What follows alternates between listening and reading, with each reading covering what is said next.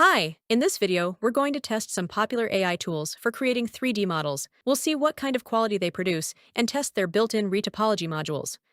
We'll try generating a modern sofa, a wooden relief side table, and this beautiful vase. I'll start with the service I use most often, Tripo 3D. To start creating a model, you need to go to Tripo Studio and select Image to 3D. Then we upload the image into the workspace. Here we have an option to split the model into parts, but for interior models, it doesn't work very well yet. We enable PBR textures, and at the bottom, we have two mesh modes available. Let's start the generation. In Tripo, you can create multi-views to complete the object from all sides. However, it doesn't always work well. If the model looks distorted in the front or side view, the final result will also be distorted. I tested all the settings, and generating sofas from a single image actually works better. Here's the sofa we got. But if we look closer, the mesh is quite dense. So let's move to the Retopology module. We choose a quad mesh and set the number of polygons. It's better not to set the polygon count too low, because the model will lose detail. Let's set something around here, start the process, and wait. Let's check the result.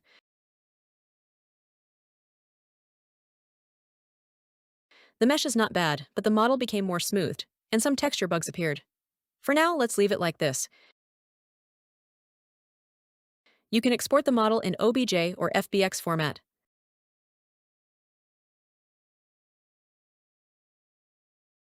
Click Export and choose the location. Now let's try generating the model by separate parts. We select Part Generation. This mode only works with a triangular mesh. Click Start.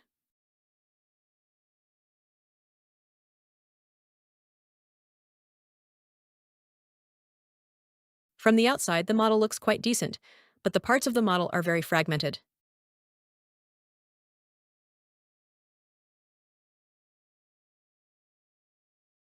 Let's check it from another view.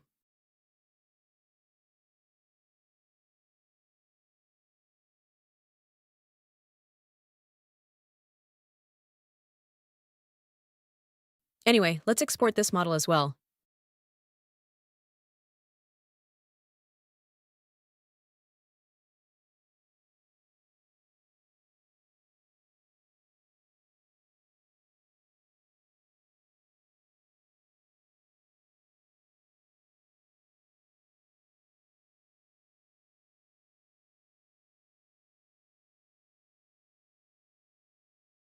Next, let's test Meshy AI, another very popular tool with a similar algorithm, but it produces slightly different results.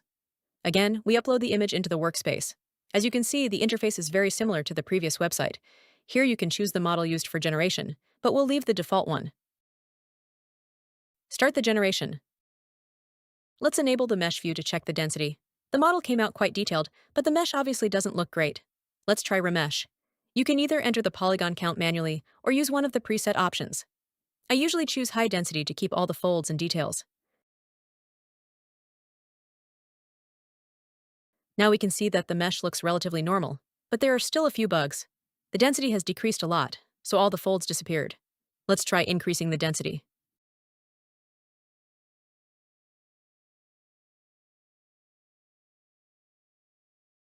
Now the level of detail looks better.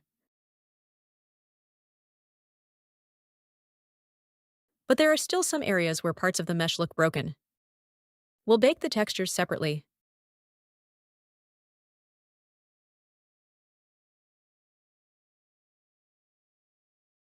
Texture generation on complex models still doesn't work very well here. Let's export the model without textures, so we can compare the model quality later.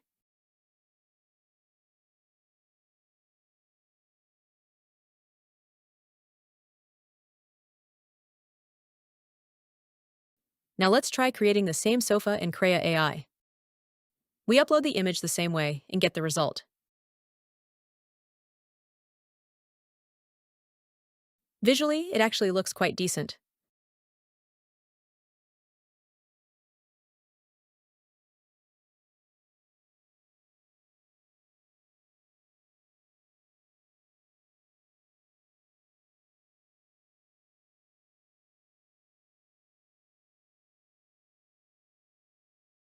Now let's quickly upload a wooden relief table.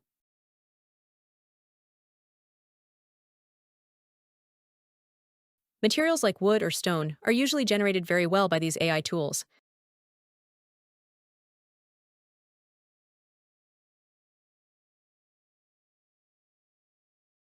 Let's save it so we can test the Remesh later.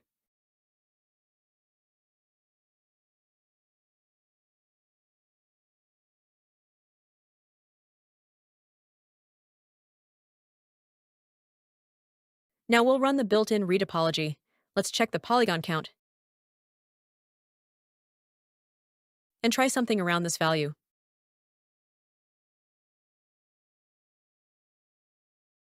At the same time, I generated the same table in Meshy AI. In my opinion, this AI works much better for relief and highly detailed objects. Just look at how precisely it recreated all the irregularities. This can save a lot of time compared to sculpting everything manually in ZBrush. Let's generate the texture. While the texture is baking, I'll upload the image to Krea AI. And here is the result.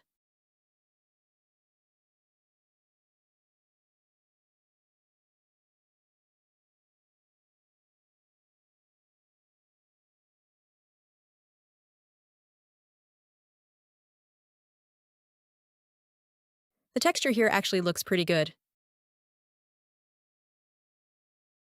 Now let's check the retopology of the table. It turned out very well. The mesh looks clean. Let's export it.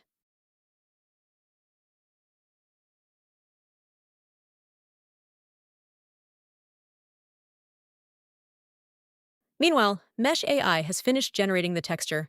And honestly, texturing here often has issues. I don't really like the result. It looks too cartoonish.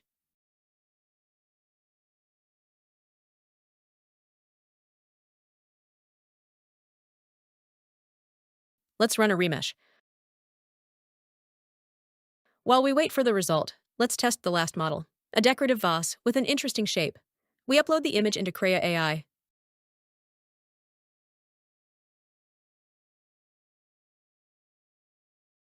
The table mesh is ready now. It turned out pretty good as well.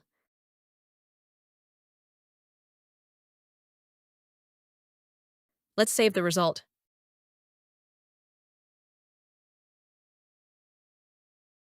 We also generated this same vase in Tripo 3D.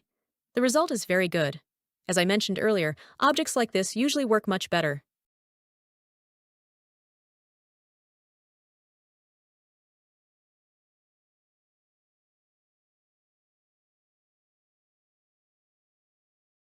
In Krea AI, on the other hand, the result is not as successful. The model lacks some of the details it should have.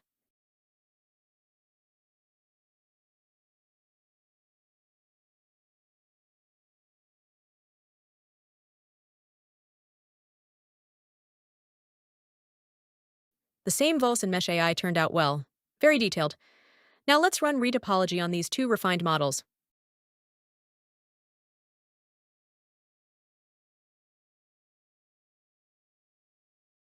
I really like the result produced by Tripo AI.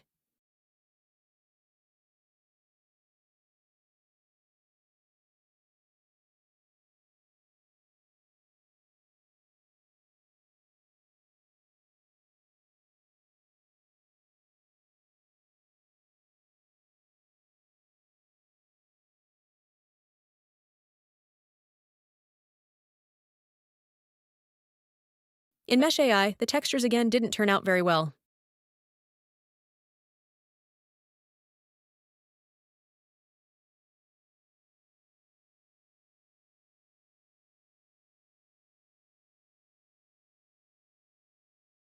But let's run a remesh anyway.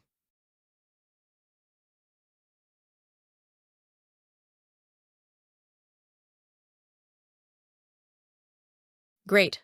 The mesh here also looks good.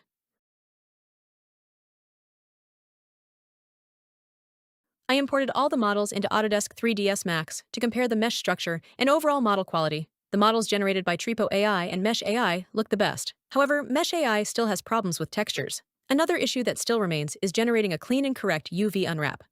Next, I'll try creating it in Resume UV or using automatic UV mapping in Adobe Substance 3D Painter. If the mesh topology is clean enough, it should be possible to generate a proper UV layout there. Also, if the built-in retopology doesn't work well, you can use the Qaud Remesher add-on for Blender. It's a very useful add-on, although it's not free. It usually produces a much cleaner and more correct mesh. From Tripo 3D, you can export the model directly to Blender using their plugin.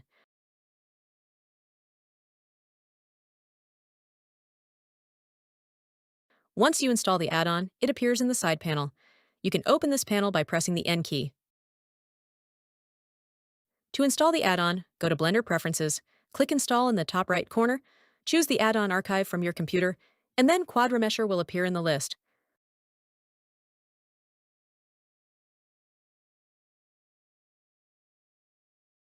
Right now, the table has a very dense mesh. We can check the polygon count.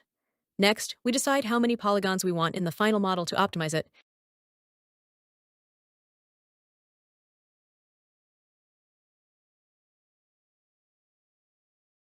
And then press Remeshing.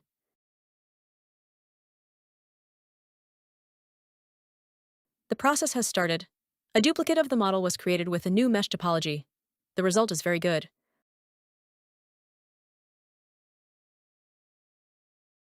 The small details of the model can later be baked into a normal map, so we don't lose all the surface irregularities.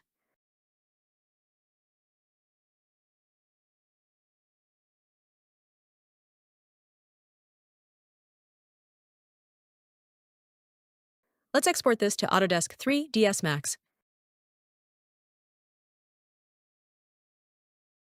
We delete the high poly copy and take a look at the table mesh. It actually looks very similar to the mesh generated by Tripo.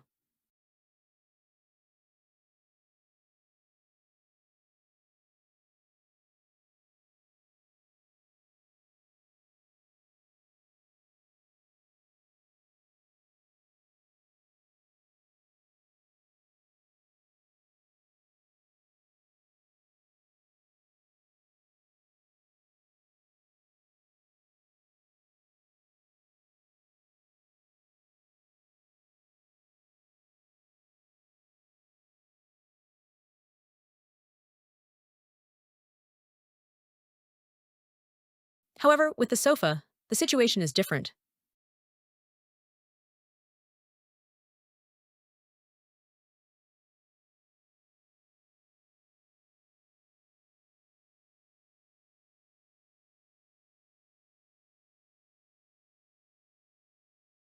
Complex models like this are much harder to remesh automatically. The model ends up with many holes in the mesh. In my opinion, Tripo handles this type of geometry much better. We'll continue testing these tools and keep an eye on future updates.